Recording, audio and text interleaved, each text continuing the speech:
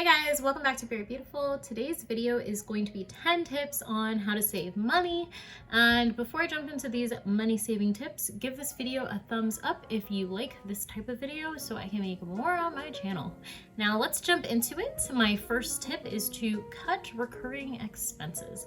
And by recurring expenses, I mean subscription boxes. So BarkBox, that is my bad one, that will be done in May because I did a 1-year subscription. Wine subscriptions, which I had a Cooper's Hawk membership, Netflix, Hulu, Disney Plus, make sure you're using them. If you're using them, fine. But if there's one of those that you're like, I never find any shows that I like on this, I hardly ever log in, it's a waste, then cut it. There's no reason to have it, especially like clothing subscription boxes are extremely expensive, and those food ones like Hello Apron, or Blue Apron, whatever they're called, those ones are also very expensive. So make sure if you're doing anything where they're charging your credit card every month, so it's a recurring expense, make sure it's something you're using and you actually need. Make sure you're going to the gym if you have that gym membership, or switch to a gym that you'll actually go to if the one that you have a membership to you're just never using because it's not in your area. Second, keep your old stuff. And by old stuff, I mean your car, your phone, laptop, computer, like other electronics, your camera, whatever it is that you use, keep it, maintain it. You don't always need new stuff. So just because there is a new iPhone out doesn't mean you have to get that iPhone. Unless your job depends on you testing out brand new technology all of the time, so you do actually have to buy it, as in you make money off of using it, then there is no reason for you to keep buying it. It just doesn't make sense. Like, there's no reason for you to get something if the one you have is working. In fact, this is an iPhone 6S.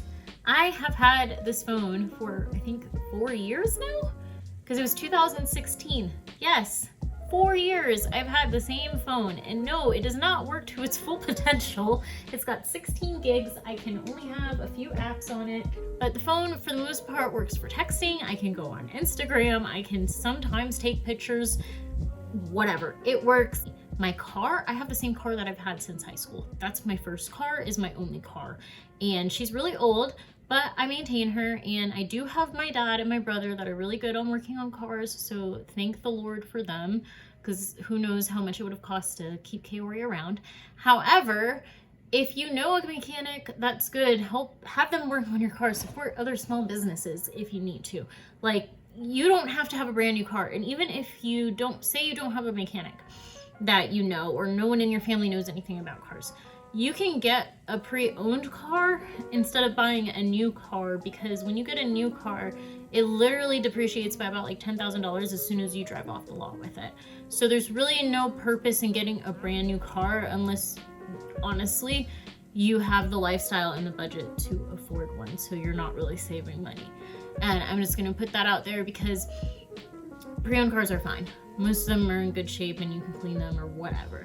So if you can maintain your car, do it. And if you need to get another car, don't sit there and buy new just because you don't know anything about cars. Just because a car is new doesn't mean that nothing can go wrong with it. You're still gonna have to pay for stuff that's gonna happen. So if your car doesn't need a new engine, transmission, or like something crazy like that that's really expensive, then you can do maintenance on it. You can get new brake pads. That's not a big deal. So tip number 3 is to basically stop window shopping. So like, don't go to the mall and browse if you don't have a specific thing that you need to buy from the mall. And when I say you need it.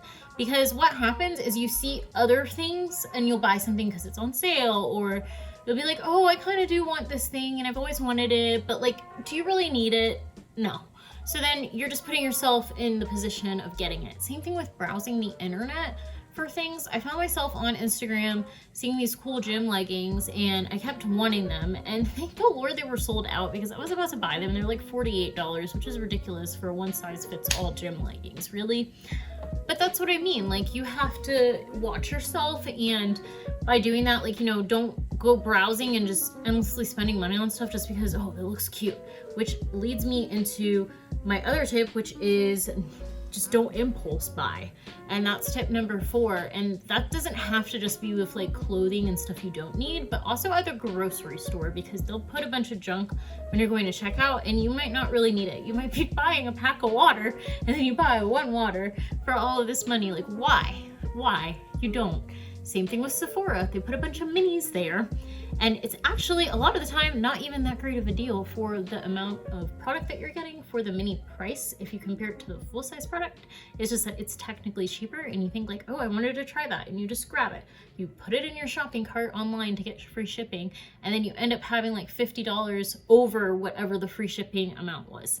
So again, don't impulse shop buy and don't browse when you don't need any. So my 5th tip is going to be only eat out on the weekends, or if you are better at restraining yourself, then less. And I have been able to do less in the weekends back when I lived in Lake Placid, but that was also because there's not that many restaurants in Lake Placid or that area in general that I would want to go to. However, I also was on a much stricter budget. Now I think I've like spoiled myself a little bit and I love to eat. So I go out on the weekends, but I had to make sure I was just going out on the weekends, because when you start getting into the week, it's just like endless then. You're going to Panera for lunch and then you're like, oh, it's Friday, let's go to somewhere fancier, or like just even ordering food to be sent to you. Uber Eats is the devil. Okay, you order food and then you get charged for the delivery and then you tip on top of that. Like, look at all of that money when you could have just made your food at home and brought it to eat for lunch, or just made food for dinner that you bought from the grocery store this week before it spoils on you. So that's why I say keep it for the weekends, and then on the weekends, when I say eat out, even fast food weekends, so that way you're going to restaurants, fast food, and all of that on the weekend, and it's more limited on how much you're gonna spend, and you can really just gauge it better. And you know, when you have your lunch during the week, it doesn't have to be completely homemade. You could buy lean cuisines. I do that all the time. Just, it needs to be something that's cheaper so that you can be like, all right, I'm spending X amount of money when I eat lunch every day. Or my dinner is this, this, and this. And it's also healthier for you because you know exactly what you're eating. Tip number 6 is to only get water when you do eat out. And I know it sounds kind of random, but this helps a lot with your bill because drinks will sneak up on you when you're at a restaurant. And you'd be surprised how much they'll charge you for even like a soft drink. And yeah, you get refills, but it's still just like, okay, that's the price I could have paid for a whole bottle of Coke if I just went to Publix. So keep that in mind. Like, just drink water. It's healthier for you as well, but it keeps you from like having a bunch of extra money added to your order. My 7th tip is when you're making payments on your credit card, pay off the statement balance. You shouldn't be paying the minimum because that's set for you to basically be in debt forever. Like, you won't be paying that off, and most of it is going to be interest at some point that you're paying when you could have just paid off the principal. So make sure you're paying off your credit card every month. And if you're younger, it's a great habit to start. I started that way, and there's only been a few times in my life, thank the Lord, that I've actually had to just only pay some of my credit card payment for the month, because it really does help your credit if you're paying off that balance every month, but it also helps you just like stay in, you know, what you can afford in your budget, because really you shouldn't be using your credit card if you cannot pay it off the following month. And that's something that you got to kind of restrain yourself with and know, like, hey, I can't afford this. Why am I buying this? Like, do you really need it? So that's something that I would do if you're paying off a student loan, like, so basically debt. So it's not something like you're purchasing stuff.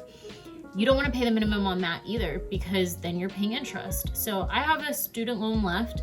It started about like $11,000, somewhere around there. And now I have $800 left. So it's one singular loan left. I was able to do that in I think 2.5 years, maybe 2 years and a few months. I'm not 100% sure how long it's been, but it's like not that bad. And the reason it's not that bad is because I didn't pay the minimum. My minimum at first was like $100 and something, I think like 102 or something like that. I would pay $400 each time. And when I stuck to that $400, I was like, no, it doesn't matter what's going on. I have to make sure I'm paying my $400 on my student loans. It just kept going down really quickly. It just didn't feel like it was endless anymore, because soon you're like, oh, I have 20% off is paid. 30% off is paid, you know, like it kept going down, and then Credit Karma sends you that nice little thing, 50% off of your student loans are paid. Woo! Like, it's good. It feels good, especially when you pay one off and that account closes. Yes, it drops your credit score by a point, but hey, like anybody looking at your credit score will see that it dropped because you paid off a loan. And paying off a loan is something that's good, even though it closes an account, because it's showing that you can, you know, be given money, but that you can also pay it off eventually and before, you know, it's projected from that minimum. And I know it went on for a while, but I'm just really big proponent, do not pay the minimum and just pay more so that you are not paying interest. So my 8th tip is to learn how to do your hair, makeup, nails, tanning, waxing, shaving, whatever it is that you do, eyebrow threading, all of that. Learn how to do it yourself. There's so many YouTube videos on how to do these things that you can do it yourself.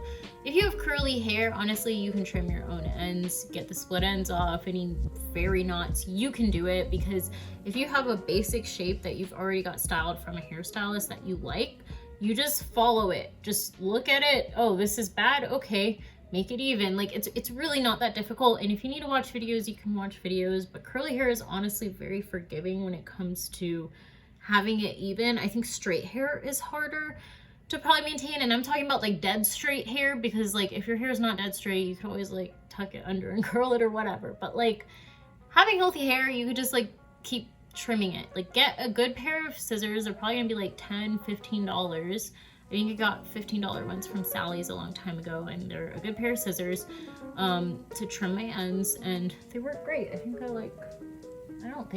like my hair. It looks good. I've been trimming it myself. I did get the style done once by someone, and then I've kind of maintained it myself, and one time I wanted it way shorter, so I got it shorter myself, because why? Same thing with your nails. If you're somebody who wants to get your nails done every week, every 2 weeks, why don't you do it yourself? So that way you're not, one, paying for the labor, the tip, and the nail polish and all of that. Like now you're only paying for the nail polish. Like if it's that important to you, you would learn how to do it, because in a way it's almost like your hobby if you feel like you need it. And if it's part of like your childhood or whatever that, you know, you and your mom used to get it done, just learn how to do it yourself, and then that's money that you're saving. Like it's really not that hard. Doing facials, waxing, I wax my own lip. It's necessary. I have no problem saying that. It's necessary. And I do it myself, and I save money, because again, you would have to be tipping that person every time you're doing it. And I'm not saying people don't deserve tips, but if you need to save your money, then you shouldn't be going to places where you're supposed to tip and then not tip them. Like that's not right. So it's better for you to just learn how to do it yourself. Okay, so the 9th tip is actually to make a budget, and to do that, you need to list all of your expenses. So anything that's monthly, your rent or mortgage, depending on what situation you're in, utilities estimate on like based on your usage, because you know that changes, what you typically have as a credit card bill, if you're charging your groceries to your credit card, your medication that you pay for every month. If you have a dog, everything that you pay for your dog, the dog food. If you buy your dog a toy every month, I don't know what you do. Puppy pads, like any type of pet, like those things are things that you have to buy. You can't just like go without buying them food. So that needs to be in there as your expenses. If there's any type of like expense that you have to be a part of, like for maybe a certification you have, like some type of educational, you know, job related expense, tolls, parking, if that's for your job, put that in there as your expenses. Now, other side, you want to have what is your income and your net income. So like, don't bother using your gross income, because it's almost like an unreal number at this point. You want to have what you get in your bank account after your taxes, after your medical insurance, after like 401k, any savings plans or other random things that your employer takes out or whatever. Anything like after all of that. That's what you want to have as your income, and then you want to deduct your expenses from your income and see what you have left over. That is what you can use to budget and see how much of it you can save each month, and then have a little bit left over to spend on going out to restaurants or whatever hobby it is that you like to do. So as I said before, the groceries is part of your expenses because you do need food to eat, but I would say like going out to restaurants, that's not an expense, that's something you're spending. So that's where you would see in that budget what you can actually spend on various things. And you can always save part of your budget that you don't spend for the next month and use it next month, but you need to make sure that some of that money is being saved. I think it's best to put it in a savings account, only because myself, I don't have much self-control and I'm working on it. But a lot of the time when I see that big number in my checking account, I think, hey, I can go out to eat again and again and again, and let's try that expensive new Italian restaurant that took place at Caramel Kitchen. Like, I will just keep doing that. So I prefer, I think, putting it in a savings account where you don't see it works for me. If you have more restraint, then you don't have to do that. You would just know not to touch it. So my last tip, which is going to be the 10th tip, is going to be to total up all of your groceries before you go to the checkout. And the way that I did this when I was on a really tight budget is that I went in a notepad, had everything that I was going to buy as a grocery list. And also, if you're saving money, you really should have a grocery list, just a general one inside of your phone, like on your notepad, or even a physical notepad, it doesn't matter. But you should have a general grocery list to keep yourself on track so you're not buying a bunch of unnecessary stuff. And next to each line of like the grocery item, you would put an estimate of how much it is. So if it's $5.50, then put $6, round up, and then total it up in an empty aisle before you go to checkout, so that you can see, is this still in my budget? Is it over budget because of this one thing that I'm making special this week because of somebody's party or whatever? Whatever it is, you just need to see if you're over budget. And you also can see there which items are really expensive, and you know, do you want to like maybe put something back to make up for how much this item costs? Like if you bought a bag of shrimp that's $18, maybe you don't want to buy your wine and your cake because, you know, hey, like I want to make the shrimp for this party. Whatever it may be, like figure that out and just realize like, okay, this is a luxury item because this is really expensive for no reason. Or maybe you're buying in bulk and that's why it's expensive. But it gives you more insight into your like spending habits and if you're buying stuff that you really need. Because if you keep it the same grocery list, you'll see like, okay, I'm always buying this, but I'm always eating these yogurts. Versus like I'm buying a bunch of avocados and they go bad and I throw them away, so I need to stop buying them. Because if you're throwing it away and not eating it, it's wasteful regardless. So that helped me a ton when I was on a strict budget because I didn't want to be surprised at checkout because it's embarrassing if you don't like have money in your account and stuff. When I first moved to Tampa, I was literally just scraping by. So I definitely think that's a really good tip for anyone who's going to the grocery store, especially if food is like your endless pit when it comes to like where your money goes. Grocery store, just look at that right there. Now I do have a bonus tip, and the reason I didn't number it is because it's not applicable to everybody. But if you can, pick a job that is very close to where you live or that offers remote work. And I say that because I've been working remotely primarily for 3 years, and I go into the office twice a month, and the office is very close to me. And I've saved a ton of money on wear and tear on my vehicle. So like tires, oil, and just gas, and just like the likelihood of me getting into an accident is very low compared to the average person because I'm just not driving that much. I'm at home a lot. And when I am driving, it's to the grocery store close by, you know? So that saved me a lot of money, not paying gas, not paying tolls, not paying parking, all of that adds up. And it's every year. So if you can work remote, you'll save a lot with that. You'll save with your lunches because you won't even be tempted to go get lunch with everybody else because they're not here. And if you are close by, then like it's less likely that you forget your lunch, or if you do forget your lunch, you can go back home and go get it instead of being like, oh, I'm gonna go out to eat.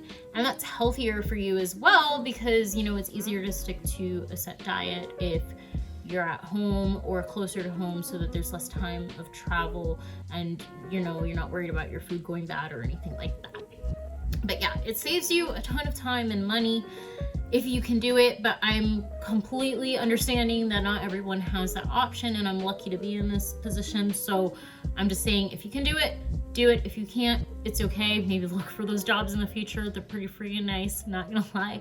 That's gonna be it for all of my money saving tips. I hope this video was educational for you or informative. I hope that some of these tips were things that you haven't heard before, or at least something that you can use. But Let me know in the comments below if there's a tip that you think should have been in here, or something that you do that you think would be helpful for other people to know so that they can save money too. Let me know what you'd like to see next, and thank you so much for watching. Bye!